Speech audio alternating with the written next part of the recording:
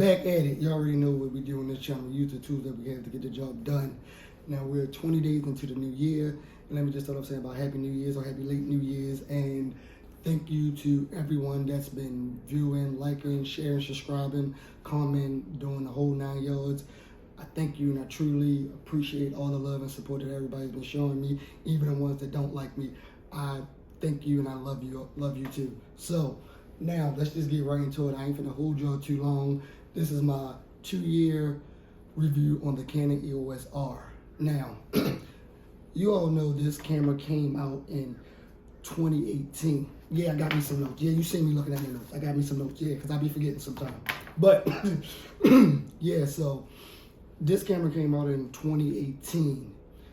This camera got a bad reputation. Now, for me, this was my first full-frame camera. I am not mad at this camera. I am not mad at my purchase. This camera feels so great in the hands now. And if you have any Canon cameras, anybody would agree with me and say that Canon makes great grips. Now, even without a battery grip, it just feels great in the hand. Now, this camera got a lot of bad reviews and a bad rep, and I don't understand why. I feel like, for me, like I said, like this is my first full frame camera, so I really can't complain, or I'm not that technical where I can say I don't like a camera.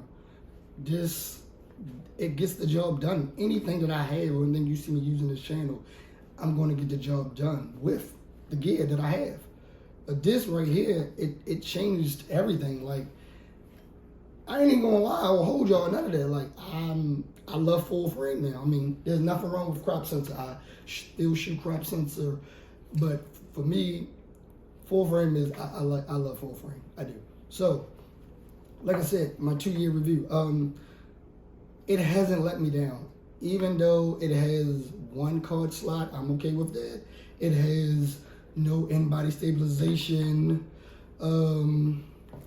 Those two things, people complain about this little bar back here. I just disable it. I don't use that, so I don't understand where the bad rep. I mean, of course, when you're real technical, you're going to complain about, you know, the gear that you don't like or stuff that you don't have. I mean, like I said, this has the 30.3 megapixel sensor, and they said that sensor came from the same sensor that was in a 5D Mark IV. Now, I never used that camera. I don't know what that camera is like. And if that's the same sensor that's inside of this, I'm okay with that. I love it. I see why people were so obsessed and so in love with the 5D Mark IV. And I love this camera. And like I said, I'm not mad at my purchase. I'm so happy that I picked this up as my first full frame camera. Now, what I will say is, being as though that I have the adapter and the EF glass, I do notice that my images are a lot sharper and a lot cleaner versus coming from a DSLR. My images are a lot sharper, and I do like the fact that I have a lot cleaner and a lot sharper images, even though I still have old EF glass. And with that combination, I'm going to continue to use it because that's what I have. That's what I have, and that's what I'm going to use. Now, another complaint was with the 4K crop on this camera. A lot of people didn't like that. They really didn't like that. Again, you guys know I'm not that technical. I'm actually just getting into a lot of video. And so, with that being said, they don't like the 4K crop in this camera. And the 1080 looks really good on this camera. Now, so much it looks good to me, and that we're going to get into a little bit more video this year. That's moving forward in this year. We're going to get into a little bit more video. And with that being said, I am on a hunt for my next full frame camera.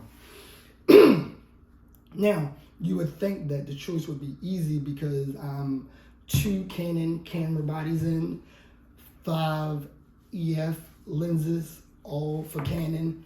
You would think that I should stay with Canon because I'm already in the ecosystem. Everything I have is Canon related. But I have dipped my hands or toes into the Sony realm with my A6100. Yeah, it's not a popular camera. It's not that famous. It's an ASPC camera. But however, that camera has gave me a little bit of taste of Sony. Now, not saying I'm going to Sony. Not saying I'm going to anybody. I don't know. This year I want to try to get into a little bit more video. So right now, any video that you've seen on the channel all been shot on the iPhone. I have not shot anything on any of my cameras.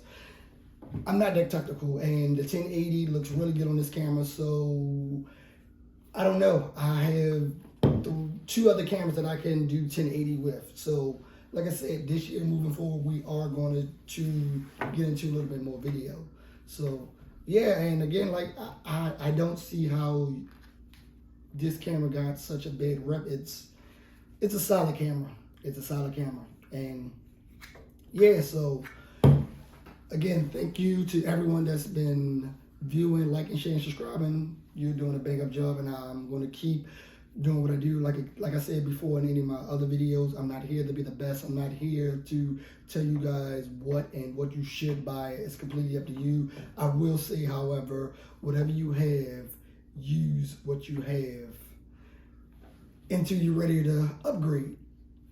So without any further ado, here are some of my favorite images taken with the Canon EOS R and some of my newest images taken with the EOS R. Thank you, and see you on the next one.